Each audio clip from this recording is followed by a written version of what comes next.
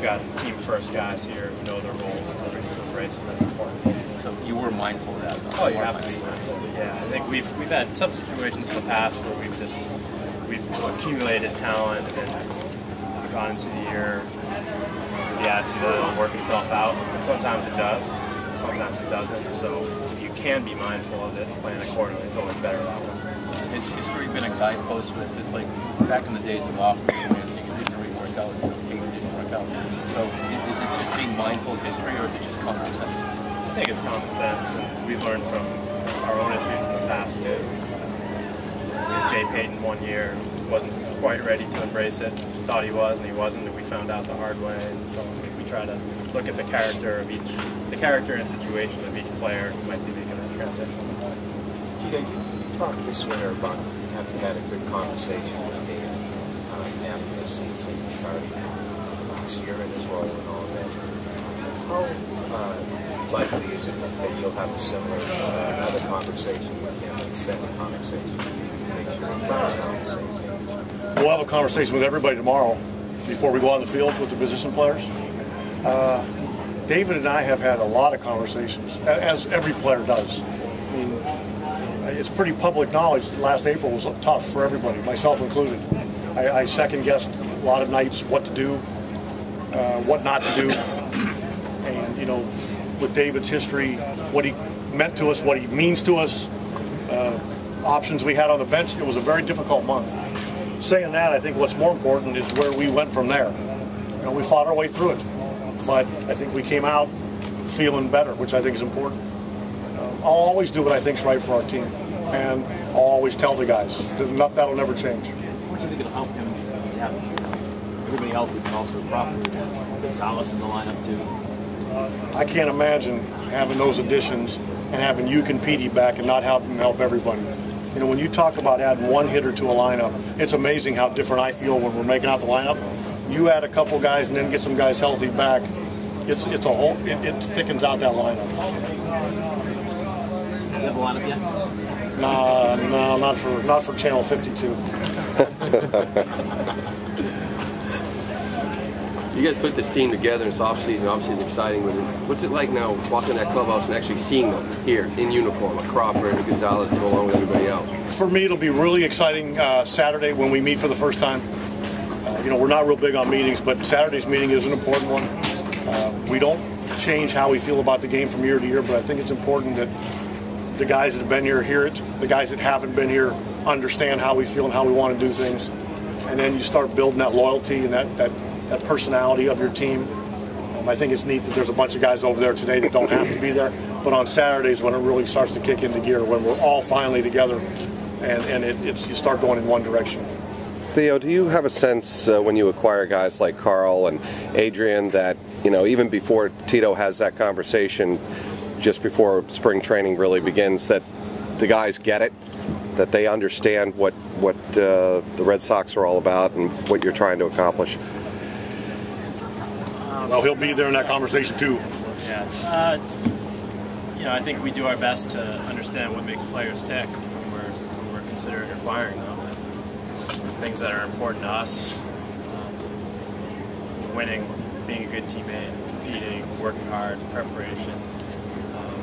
It's great if we see those things in potential acquisitions, and certainly in the case of these two guys, we saw all those things, so that makes it an easy fit. You know, it's not like we're taking players who have different values or different priorities and trying to force them into a culture where they're not a great fit. I think these guys are naturally great fits for our clubhouse and our culture and the way Tito runs things, and what we try to stand for as an organization. So, you know, it's always a transition, but when you have players with this kind of character and makeup, it should be a relatively seamless transition.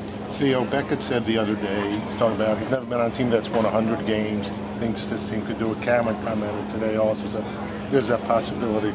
Are they getting ahead of themselves? Is that almost, in your mind, maybe somewhat of a realistic prospect? I think it's nice that you know, those players feel good about themselves and their teammates and what we have here. But let's be honest, we haven't done anything yet. I mean, all we have is you know, a bunch of guys in this clubhouse here to try to set out and do a job.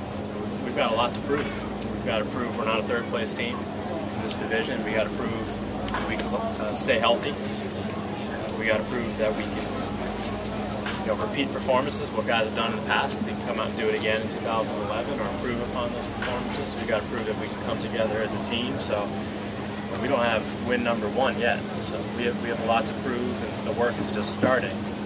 That said, I like that these guys feel good about themselves and their teammates and our chances, but I don't think they're getting ahead of themselves because they know how much work we have to do. Hey, Tito, this morning you noticed, when David walked in and when Cameron walked in, just the energy level and the boister level in the clubhouse kind of rose. How important are guys like that, going back over your career, the Millars and everything else, just on a daily basis for a clubhouse? I think I feel like that with everybody, though. Everybody you're not introducing yourself to. I mean, that's fun to do that, but the guys you have some history with, haven't seen these guys for a long time, and it's exciting when they walk in that clubhouse.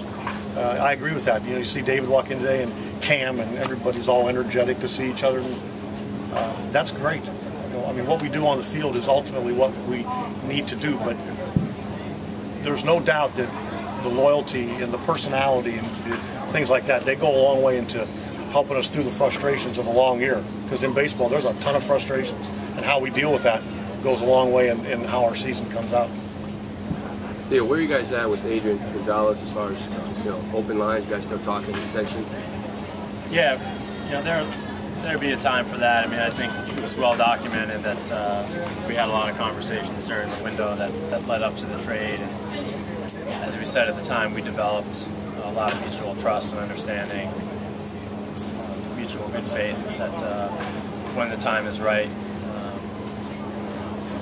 I think both sides believe we'll be able to sit down and be fair with each other and hopefully work something out. But right now the focus is on that doctor's appointment, getting him cleared to swing a bat and go from there. Do you have any concerns that it'll be at full strength on opening day, Adrian, that will be full go? No, I don't really have concerns. I think, right now his rehab's been going on schedule or a little bit ahead of schedule.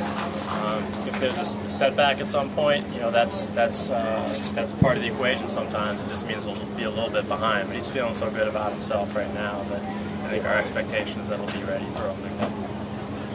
You said in the offseason that there can't be a solution for every issue necessarily. Mm-hmm. Is catching depth beyond Salty and Tech a concern? Is that one of the things that perhaps isn't perfect right now?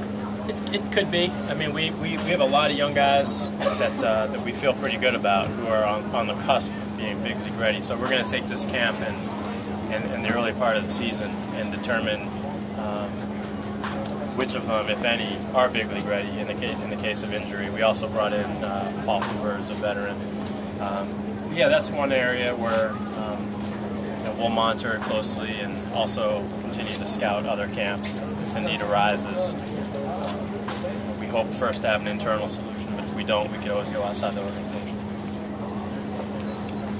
Theo, what is the interview? Is the likelihood that Ortiz's contract status could be a distraction? I don't think it'll be an issue at all. He was in the same situation last year, and it wasn't a distraction. So I don't see any contractual distractions on the horizon for us.